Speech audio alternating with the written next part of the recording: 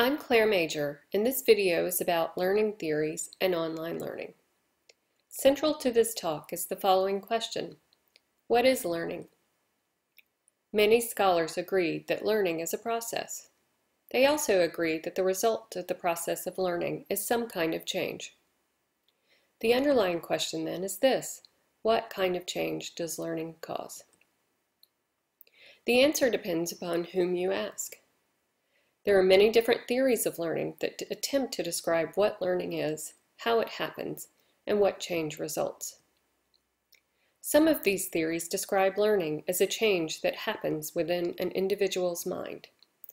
These theories tend to come from the field of psychology, and there are three main psychological theories of learning: behaviorism, cognitivism, and constructivism. Behaviorism is the earliest of these theories. Behaviorists believe that learning is a change to behavior.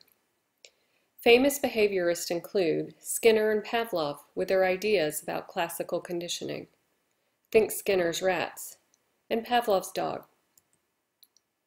Thorndike is another famous behaviorist with his notion of operant conditioning. Think Thorndike's cat in the puzzle box. Bandura is sometimes thought of as a behaviorist, although he represents a bridge to cognitivist learning theory, particularly with his conception of personal determinants, which include an individual's knowledge, prior experiences, and attitudes. According to behaviorists, acquiring knowledge through experience is the goal of learning. Stimulus and response is the mechanism for learning. Rewards and punishments are factors that influence learning. Cognitivism is another psychological theory of learning. Cognitivists hold that learning is a relatively permanent change in a learner's schemata or in the way that the brain processes. Famous cognitivists include Wertheimer with his notion of Gestalt psychology, which holds that the brain is holistic with self-organizing principles such as multi-stability, in which ambiguous images pop back and forth in our perception. Atkinson and Shiffrin and their ideas about information processing, which suggest that the mind works like a computer as information is temporarily held in short-term memory before moving to long-term memory. And Anderson with his notion of schema theory, which can be described as a mental structure or system for organizing and perceiving new information. Cognitivists believe that changing mental processes, such as problem solving, is the goal of learning. Duplication of knowledge constructs of the knower who organizes information for the learner is how learning occurs. Existing schemata and prior experiences are factors that influence learning. The third psychological theory of learning is constructivism. Constructivists believe that learning is a process in which the learner constructs or builds new ideas or concepts based upon current and past knowledge. Learning is a personal endeavor whereby internalized concepts, rules, and general principles may consequently be applied in a practical real-world context. Famous constructivists include Piaget with his notion of cognitive constructivism, who says that knowing reality means constructing systems of transformations that correspond more or less adequately to reality. Vygotsky with his notion of social constructivism, who says that through others we become ourselves. Papert, who extended Vygotsky's notion to a new form, which he called social constructionism. He says that the role of the teacher is to create conditions for invention rather than to provide ready-made knowledge. Constructivists believe that constructing new knowledge, i.e., a new internal reality, is the goal of learning. Experience of an individual acting and engaging with others is how learning occurs. Prior experiences are the key factors that influence learning. These theories are interesting, and they have good evidence to support their efficacy. But some people are starting to think about learning a bit differently. These shifts are in part enabled by technology. Thus, a new camp of learning theories and theorists has developed. These are coming from a range of disciplines and fields, including sociology, anthropology, philosophy, and education. These are at times called social learning theories, at times called relational learning theories, and occasionally called contextual learning theories. They set forth a view of learning that holds that all learning is a change in connections to other people and to tools.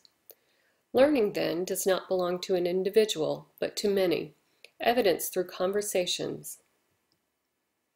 Famous social relational learning theorists include Hutchings and Perry and their ideas about distributed learning theory, which suggests that learning exists outside of the mind and resides with people and tools.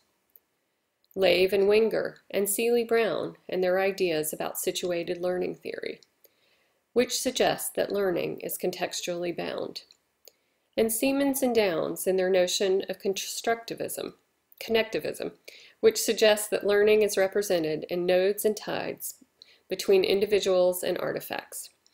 According to these theorists, a group of individuals building a networked intelligence is a goal of learning.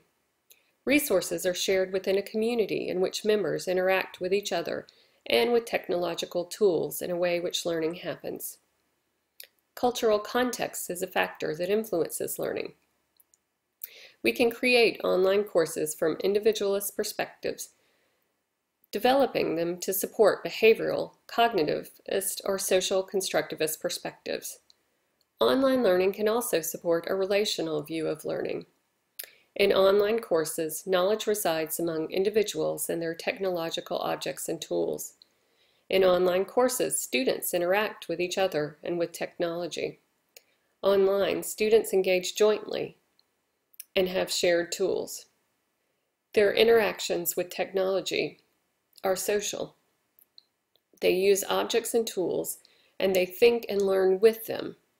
They construct a common language and shared understanding, while they simultaneously engage in pursuit of individual and collective objectives. Students learn as they construct a network of both human and non-human actors, including technological tools. And they are active agents in a socio-cultural and socio-technological environment. Why is any of this important? Because our beliefs about learning drive our decisions and our actions, whether they do on a conscious or subconscious level. We should ask ourselves the following questions. Who am I, theoretically speaking? What is my stance on learning? Am I a behaviorist, cognitivist, constructivist? What do I believe? Can learning reside outside the mind of an individual? What is the role of technology in the learning process? Being aware of our stances toward learning can help us make better, more informed decisions. Being more aware of what we see as goals and processes of learning can help us create better learning environments and activities. Being aware of and owning our own stances can help us help students learn. That is, after all, the point. A couple of notes. I do plan to use an extended version of this information in a book that I'm writing. So if you have any suggestions or comments for improving the content, please let me know. And here's a permalink for the information. Hope it's been helpful. Thanks for listening.